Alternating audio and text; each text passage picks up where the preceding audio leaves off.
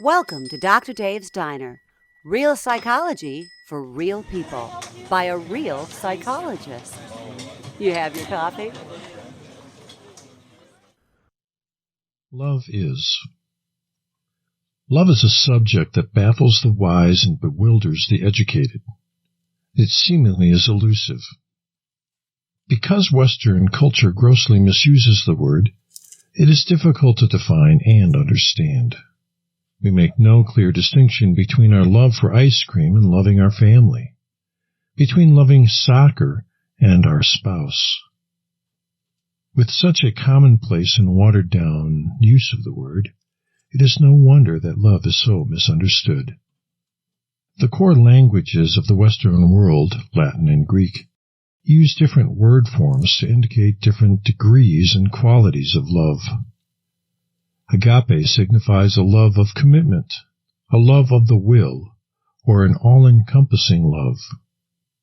It is also known as God love. Eros, from which the English word erotic is derived, is used to indicate sexual attraction. Yet another type of love, phileo, indicates strong emotion, suggesting warmth, fondness, and strong friendship. The city of Philadelphia is known as the city of brotherly love, the city of phileo. It seems that the English language has dispensed with these distinctions and abandoned the pursuit of clear articulation when it comes to the meaning of the word love. Our culture, in the absence of precise words, has made valiant attempts to illustrate what is meant when we say we love someone. Cartoons, i.e. the old Love Is cartoon, movies, stories, books, and an untold number of love songs and poems have been written to express an author's or artist's view of love. Some of these illustrations are inspiring, some touching and heartwarming, some disturbing. For example, people talk about falling in love. This is yet another gross misunderstanding and misuse of the word. Rarely do people just fall in love. Rather, people quickly become infatuated or intrigued. This often is what one means when they say they fell in love. Not only can words be unclear, but the actions and behaviors supposedly exemplifying love can be very confusing. Someone close to you might state that they love you, but then lie or hide important information from you. In this situation, the person being loved receives mixed messages, which further confound the meaning of love. When someone is in a relationship of mixed messages, it is possible to conclude that love is dangerous and harmful. Then, what is love, Doc?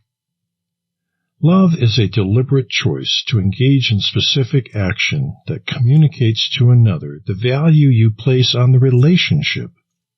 Ultimately, love is not just a word, nor is it a feeling. It is the choices we make that communicate to the other individual a level of commitment, a sense of caring, and certainly a degree of vulnerability. No matter how you define it, love is expensive. It costs. True love is the most expensive love of all because it requires change. It requires each individual to work hard to retain their individuality while setting aside their selfishness to meet the needs of the relationship. Perhaps the cliché "love hurts" is more accurate than pessimistic. It hurts to act lovingly even when we don't feel like it. It hurts to take time out of our schedule to help our beloved. It hurts to give up our own wants and desires to allow for the wants and needs of another in the relationship. So the next time you say, "I love you," think about what you really mean.